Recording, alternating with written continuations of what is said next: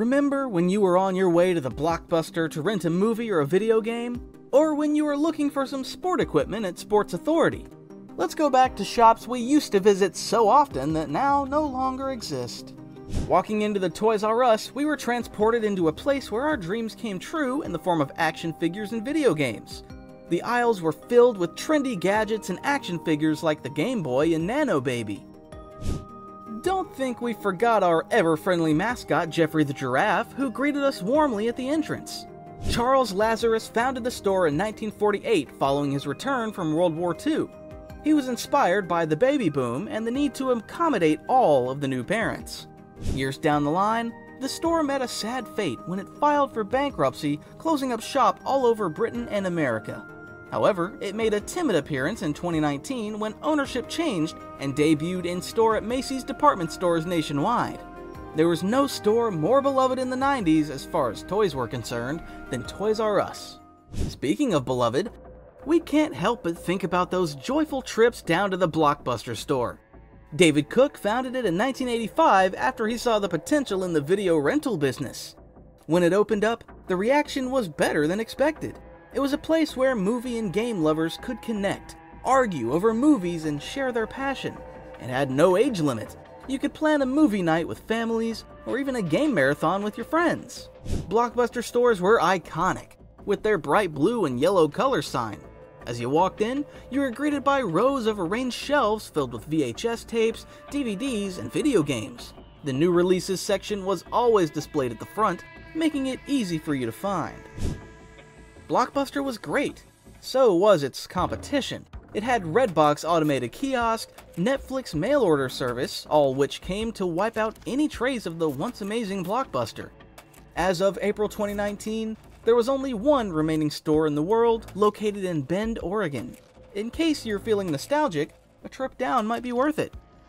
Much like Blockbuster was the go-to spot for movie rentals, Sports Authority was founded to offer a wide range of sporting goods, from equipment and apparel to shoes and accessories for different sports and activities. Provided all under one roof, Sports Authority became the ultimate destination for local athletes and future sport legends in search of top-notch gear. Created in 1987, the stores had a layout and design that made shopping easy, with clearly defined sections for different sports and activities. The color scheme was bold and energetic, often featuring orange and white, which created a vibrant and sporty atmosphere. Beyond just shopping, the stores were designed to be interactive and engaging. There were demo areas where customers could test out equipment, like testing the bounce of a basketball on a mini court. Plus, the Sports Authority provided services like equipment repair and customization, ensuring that every athlete had the perfect gear tailored to their need. However, with their biggest competitor being the Dick's Sporting Goods, which succeeded in areas Sports Authority didn't, they were compelled to shut down their business. Probably also due to their slightly higher price and the fact that they were not keeping up with the digital changes. While it might have declined, the unforgettable memory of finding the perfect pair of sneakers or the joy of getting a new bike in Sports Authority is forever etched in our hearts. Before Apple Music and Spotify, we had two alternatives. Either we made mixtapes from radio stations or we bought a CD from a music store. And there was nowhere as iconic as Sam Goody when it came to CD retailers in the 1990s. In the store, the CDs are arranged on shelves containing different albums and singles. You could find everything from the top 10 releases of the week to the soundtracks of big films like Titanic to the latest hits. Saturdays were the free time we had to go to Sam Goody, but Tuesdays were the highlight of the week, as it was the day when all the new music was released. You knew to head straight to your neighborhood Sam Goody. People would spend hours browsing through the aisles, exploring new releases and old favorites. But the prime spot was the listening station. It was a place where we could escape into the world of melodies and rhymes. However, as digital music downloads and streaming services became the norm, Sam Goody struggled to stay relevant. By the mid-2000s, most stores had closed, and the brand was eventually phased out. It's a reminder how quickly the music industry has evolved. Let's switch gears to something more animated. The Warner Bros. Studio Store. If you were a fan of Looney Tunes, DC Comics, or anything Warner Brothers, this store was your ultimate playground. The Warner Bros. Studio Store opened its shop in 1991 and became a hotspot for kids and teenagers. They were stunned by the display of their favorite superheroes and cartoon characters. Each corner of the store was dedicated to different popular Warner Brothers characters.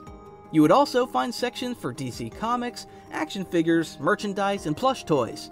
Sometimes on display in the store are Bugs Bunny, Tweety Bird, and Daffy Duck. You could pose with life-size statues of your favorite characters, try on costumes, or even watch clips from classic cartoons and movies.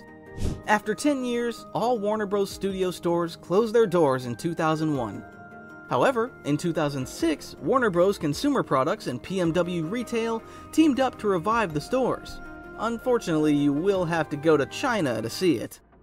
After living our animated dreams, we had to look cool in real life, so we took a trip down to Steve & Barry's. In 1985, Stephen Shore and Barry Prever opened the store, and it instantly became popular because of its low prices and clothing offer. Steve & Barry's had every piece of clothing for every teenage personality with matching accessories. Whether you were into baggy jeans or something more fitted, you could find your ideal clothing without having to empty your piggy bank. Plus, the shoe section was where you could find everything from sneakers to sandals. Sadly, in 2008, the once successful company filed for bankruptcy. We now only have our cheap jackets and jeans from the 1990s to remind us of the good old days. Our trip to the mall would be incomplete without a visit to the KB Toys. Funny thing about the KB store was that it was created by accident. The Kaufman brothers initially ran a sweet shop in Pittsfield, but in the 1940s they bought a wholesale toy store from a customer to settle their candy debts. Taking over the toy shop, they took it to new heights. Being a major competitor in Toys R Us, this store offered games such as the N64, which blew our minds. At the entrance, you were welcomed by the mechanical toys and the talking parrot that could record messages on it. The store often stocked exclusive or hard-to-find toys, which made it a go-to destination for parents and collectors looking for specific items. Many KB Toys stores featured interactive displays and demo stations, where kids could try out toys before buying them, enhancing the shopping experience. But eventually, in 2009, the business was forced to file for bankruptcy and close up. There's nothing more powerful than the nostalgia of the P1990 and cool new toys for kids. Another place to get new cool stuff was the Discovery Channel store. This was the ultimate destination for us to explore science and indulge in our curiosity. In 1996, Discovery bought the Nature Company and turned them into the Discovery Channel stores. With its eye-catching displays and TV screens, the Discovery Channel store was basically calling everyone. We were greeted by life-size models of dinosaurs or space shuttles at the entrance. The fun part was watching adults geek out over fossils like kids. Plus, the excitement of discovering items like the glow-in-the-dark stars for our bedroom ceiling. We were either checking out science kits, DVDs of Animal Planet documentaries. When we think back to the beloved shops, we're flooded with nostalgia for the fun they once brought us. These iconic destinations may have faded into the past, but the memories they gave us are deeply etched in our hearts and memories. Which other shop do you miss? Comment below. If you enjoyed this video, you'll definitely want to watch this one too.